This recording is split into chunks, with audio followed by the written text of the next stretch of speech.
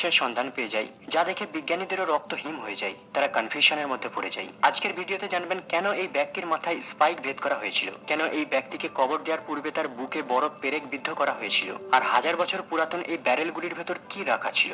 Lovers of ভালডোরা। 2007 সালে ইটালির Saint Georgia প্রদেশে পাহাড়ি এলাকায় খননের কাজ চলছিল, কিন্তু হঠাৎ আর্কিওলজিস্ট টিম এমন এক জিনিসের সন্ধান পায় যা দেখে তাদের চোখে অশ্রু চলে আসে। আসলে তারা প্রায় 3000 বছর পুরাতন এক মহিলা এবং পুরুষের কঙ্কাল খুঁজে পায়, যা দেখে মনে হবে ওই দুই ব্যক্তিকে আলিঙ্গন করা অবস্থাতেই কবরে দাফন করে দেওয়া হয়েছিল। পরে রিসার্চ করে জানা যায় এই দুই ব্যক্তির বয়স 25-এর থেকেও কম হবে। গবেষকদের মতে সম্ভবত এরা প্রেমিক প্রেমিকা ছিল, কিন্তু পুরুষ কঙ্কালটির মাথায় তলোয়ারের আঘাতের চিহ্ন রয়েছে। আর্কিওলজিস্টদের মতে সম্ভবত পুরুষ কঙ্কালটির অপঘাতে মৃত্যু ঘটে, কিন্তু আর্কিওলজিস্টরা একটি বিষয় সমাধান করতে পারছিল না, আর তা হলো এই কাপলসের আলিঙ্গন অবস্থাতেই মৃত্যু হয়েছিল নাকি মৃত্যুর পর তাদেরকে ওই পজিশনে রেখে দাফন করা হয়েছিল।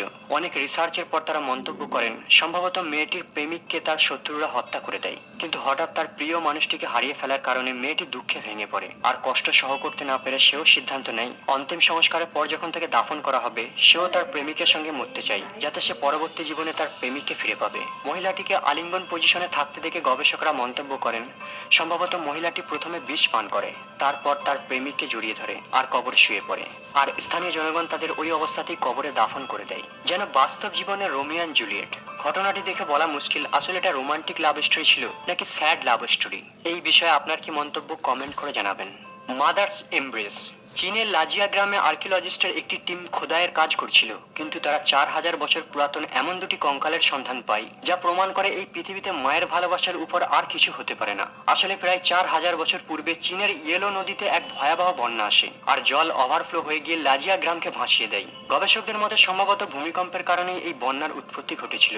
জল প্রবাহ হওয়ার সাথে সাথে মাড ফ্লো হতে থাকে, এই কারণে ওই অঞ্চলের অনেক জনগণ কাদার নিচে পুঁতে যায়। 1999 সালে আর্কিওলজিস্ট টিম খননের সময় এখানে মাটির নিচে থেকে অগন্তি কঙ্কালের সন্ধান পায়, কিন্তু তারা হঠাৎ এমন এক কঙ্কালের সন্ধান পায় যা তাদের ইমোশনাল করে দিয়েছিল, কারণ এক মা তার সন্তানকে এমনভাবে আঁকড়ে ধরে রেখেছিল যেন সে ওই ভয়ানক বিপর্যয় থেকে তার সন্তানকে বাঁচানোর জন্য আপ্রাণ চেষ্টা করছে। বন্ধুরা, মায়ের ভালোবাসার এই পিকচারটি দেখলে যে কোনো ব্যক্তির চোখে অশ্রু চলে আসবে।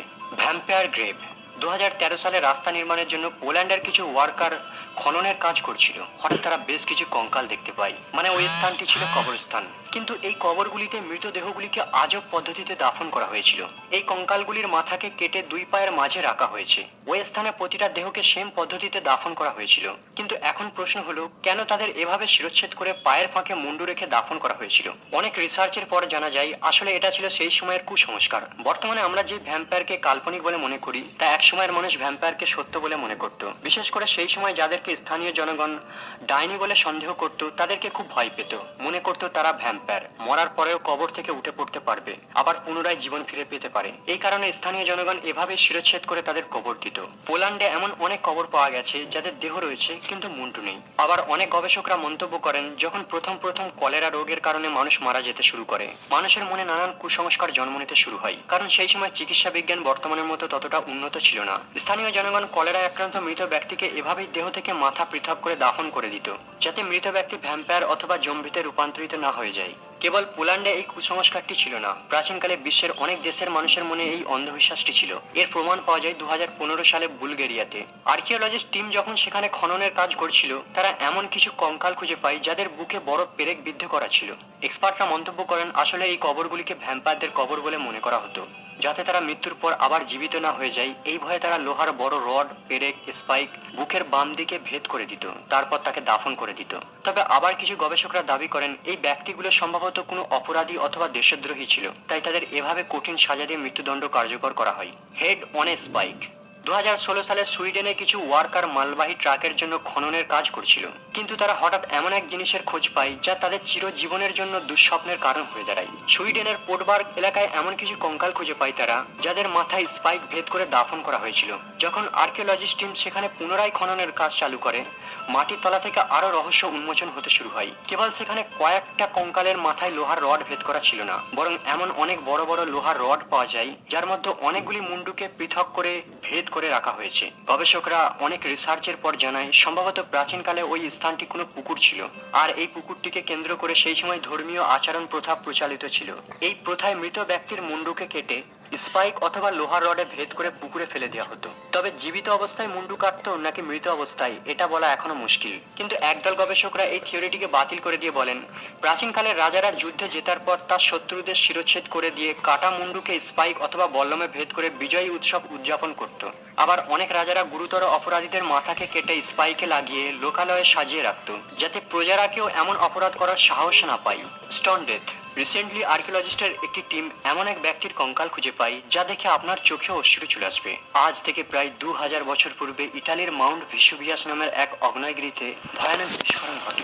এই বিস্ফোরণটি এতটাই ভয়ানক ছিল, মাত্র 20 মিনিটের মধ্যেই আগ্নেয়গিরি থেকে 20 কিলোমিটার দূরে অবস্থিত 40,000 ঘনবসতিপূর্ণ পম্পি নামের এক বড় শহরকে নাস্তানাবুদ করে দেয়। আর এই বিস্ফোরণের কারণে প্রায় 7,000 জনগণ প্রাণ হারায়। কিন্তু যেই ঘটনাটি আর্কিওলজিস্টদের ইমোশনাল করেছিল তা হলো এই ব্যক্তিটির কঙ্কাল। সম্ভবত ব্যক্তিটি আগ্নেয়গিরি বিস্ফোরণ থেকে বাঁচার জন্য পাহাড়ের দিকে দৌড় দেয়, কিন্তু জ্বালামুখী থেকে ছিটকে পড়া একটি বিশাল পাথর তার মাথার উপর আছড়ে পড়ে, আর ওই অবস্থাতেই তার মৃত্যু ঘটে।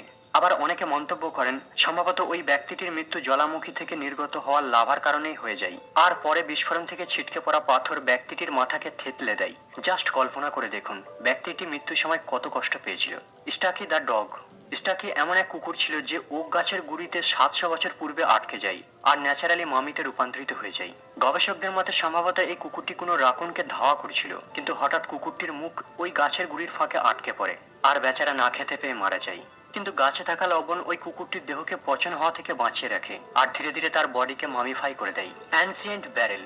2014 সালে আর্কিওলজিস্টের একটি টিম মধ্যযুগের একটি বিখ্যাত শহর ওডেন্সে খননের কাজ করেছিল, যেটি ডেনমার্কে অবস্থিত। খনন করতে করতে তারা বেশ কিছু বড় বড় ব্যারেল খুঁজে পায়। ব্যারেলের সন্ধান পাওয়া মাত্রই আর্কিওলজিস্ট টিম খুবই এক্সাইটেড হয়ে পড়ে। তারা মনে করেছে হয়তো প্রাচীনকালের গুপ্তধন উদ্ধার করতে চলেছে, কারণ পূর্বে ওই জায়গা থেকে অগন্তি প্রাচীন আর্টিফ্যাক্ট পাওয়া গেছে। সে ভেবেই তারা ব্যারেলের মুখ খোলে, কিন্তু তারা যা দেখে তা কখনোই আশা করেনি। আসলে ওই ব্যারেলগুলিতে মানুষের মলমূত্র দিয়ে ভরা ছিল। রিসার্চের পর জানা যায় ওই ব্যারেলগুলি প্রায় 1000 বছর পূর্বের। তখনও খোলা ব্যারেল থেকে মলের দুর্গন্ধ আসছে। যদিও ব্যাপারটা হাস্যকর বলে মনে হচ্ছে আমাদের কাছে, কিন্তু বিজ্ঞানীদের কাছে এক মহামূল্যবান খোঁজ। বিজ্ঞানীরা এই ব্যারেলগুলিকে ল্যাব টেস্টে পাঠায়। তারা প্রাচীনকালের মানুষের মলমূত্র পরীক্ষা করে জানতে চায় তাদের ডায়েট কেমন ছিল, তারা কি খেত। রিসার্চের পর জানা যায় সেই সময় ওডেন্সের অধিবাসীরা রাসবেরি ফল খেত। আসলে একটা সময় ওই স্থানটি ছিল পাবলিক টয়লেট। বর্তমানে আমরা যেমন টয়লেট পেপার ব্যবহার করি, কিন্তু সেই সময় তারা চামড়ার টুকরো অথবা শৈবালকে টয়লেট পেপার হিসেবে ব্যবহার করত। খনন করার সময় আর্কিওলজি টিম ওই স্থান থেকে অনেক চামড়ার টুকরোর সন্ধান পায়, যা প্রমাণ করে এগুলি তাদের টয়লেট পেপার ছিল। বন্ধুরা, কোনটি আপনাদের কাছে সবথেকে বেশি অবিশ্বাস্য বলে মনে হয়েছে অবশ্যই কমেন্ট করে জানাবেন। আজ এই পর্যন্ত আপাতত বিদায় নিলাম।